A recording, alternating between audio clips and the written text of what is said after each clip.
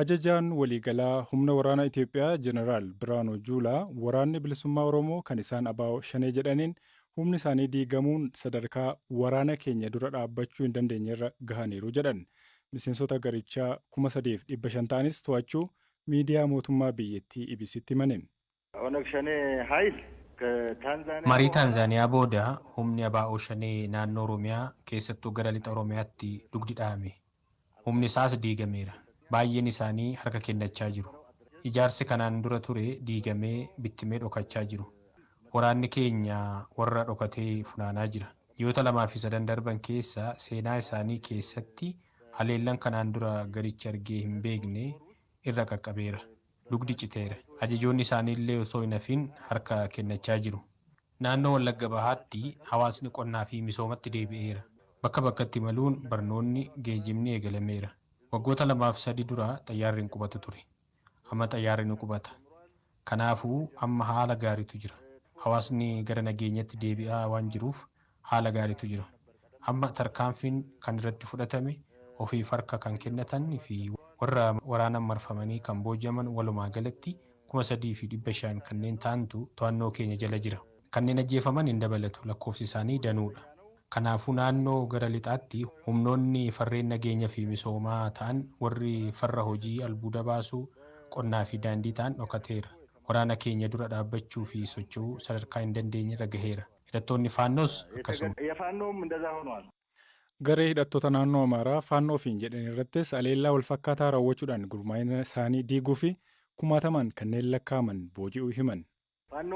በተመሳሳይ ነው የተመጣው ፋኖን haaluma wal fakkaatuun haleelame humnoota kuma hedduutti lakkaa'amutu haleelame isaan keessaa kuma hedduutu harka kennate kan booji'amanis kuma hedduutti kanneen lakkaa'aman amma shiftoota qofatu hafe shiftoota akka isaanii 20 yookaan 30tti lakkaa'amanitu isaan hordofa isaanii waraanni keenya guutummaatti balleessuuf sochiirra jira kanaan dura adda waraanaa ijaarree kutaa waraanaa ijaarree birgeedii ijaarree kan jechaa turan ammoo amma hin jiru amma badaniiru. Caasaan mootummaa naannoo Amaaraas sirnaan gurmaa'ee gara hojii misoomatti seeneera. በሚገባ ተደራጅቶ ወደ ስራ ገብተዋል ወደ ልማት ገብተዋል. Waan qondaalli waraanaa olaanaan biyyattii kun jedhan kanarratti ammatti gareeleen hidhatanii biyyattii keessa socho'an yaadan kennineen. Ajjeechaa obbo Battee Urgeessaa wajjiniin wal qabatee shakkamtoota 13 to'annoo jala oolfamanitti dabalataan obbolaan obbo Battee yaada kennuudhaaf isaan bira jiraachuu poolisiin beeksiseera. Hoogganaan qajeelcha poolisii magaalaa Maqii Komaander Muhammad Suufaa yaada BBCdhaaf kennaniin ajjeechaa obbo Battee wajjiniin wal qabatee namoonni 13 shakkiidhaan to'atamanii jiraachuu waa'ee lakkoo Galaanaa Balaayitti himaniiru.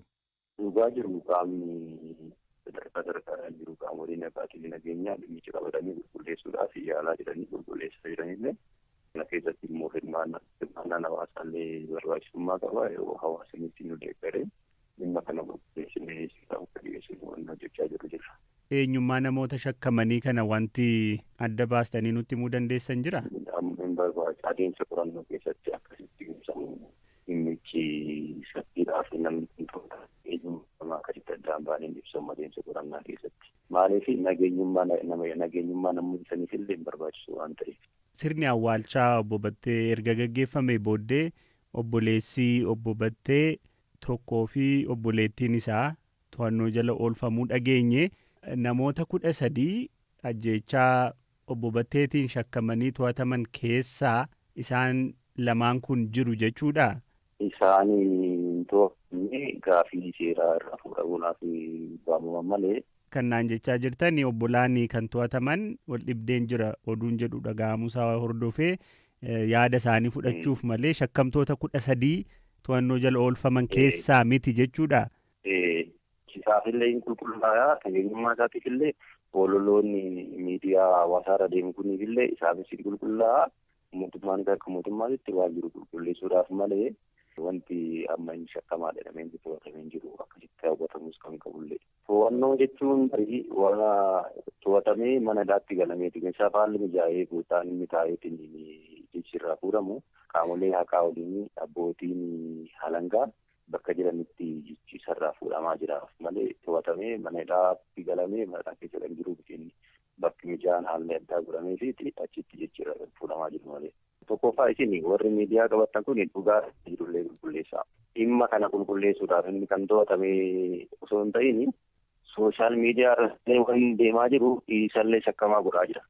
Kanaafis isaafillee qulqullaa'uu sarara jiraataa dhugummaan obboleessa isaallee bahuun akka sarara jiraatu iddoon addaa godhameefiitti kan gaafiin tokko tokko qaamotii akkaatiin kan irraa qulqullaa'an jiraachuu isaati. Shakkamtoota kabiroo dabalataan to'achuun itti fufeera moo warruma to'annoo jala jiran irratti qorannoon gaggeeffamaa? Qorannoon karaa bal'aa ta'een gaggeeffamaadha. Kana olis to'atamuu danda'ama. Kana irratti illee dhimmoonni ragaa qabatamaa ta'e yoo jiraate yeroo dhaabbachuu danda'a. Kanaa olillee deemamee to'atamuu ni danda'ama. Daangeffamu wantoonni keessatti shakkaman jiraachuu danda'an. Adeemsa keessatti wanni qulqullaa'a. Karaa kamiyyuu ta'ee karaa kamiin mootummaan qulqulleessuudhaaf waan itti deemaa jiru jira.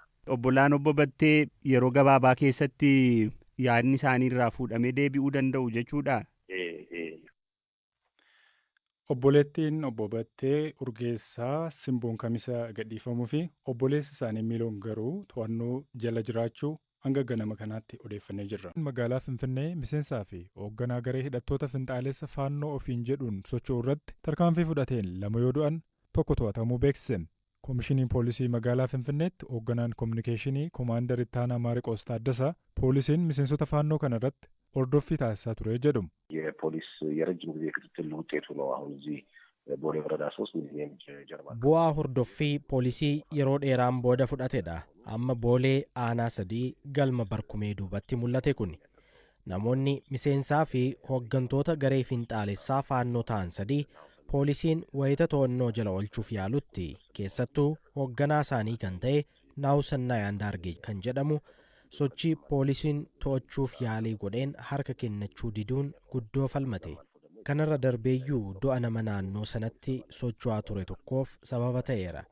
Kana malees miseensota poolisii irra dhukaasa banuun poolisoonni 2 miidhaan qaamaa cimaa akka isaanirra ga'u godheera. Badii kana hunda geessisuus dhumarra poolisoonni to'annoo jala oolchaniiru.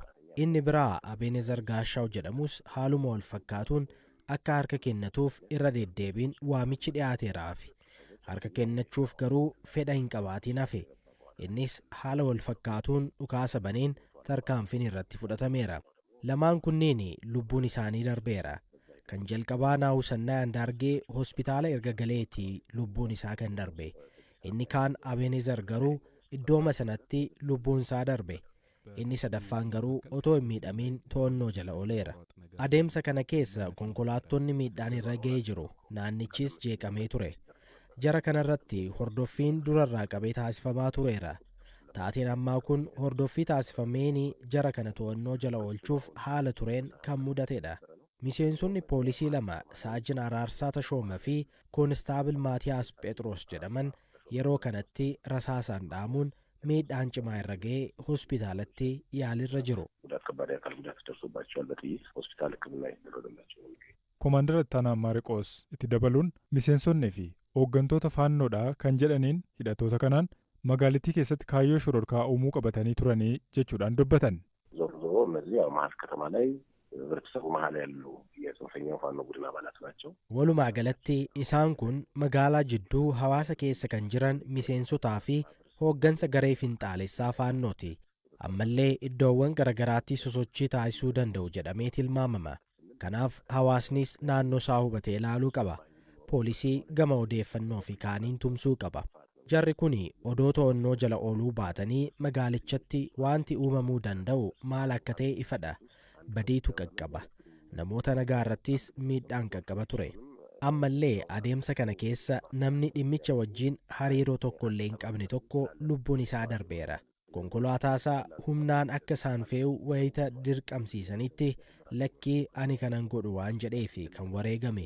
Miseensotaa fi hooggansi garee finxaalessaa faannoo waan magaalattii keessatti raawwachuu fedhan ifatti miidiyaalee garagaraa irratti dubbatu. Magaalattii shororkeessuu, jiddugala shororkaa gochuu, xiyyeeffannoo mootummaa argachuu, humnaan aangoo qabachuu fi kaanis miidiyaalee isaanii irratti ibsamaa tureera. Kana raawwachuuf ture kan socho'aa turan. ይሄን ለማድረግ ነበር እንቅስቃሴ ሲያደርጉ የነበረው።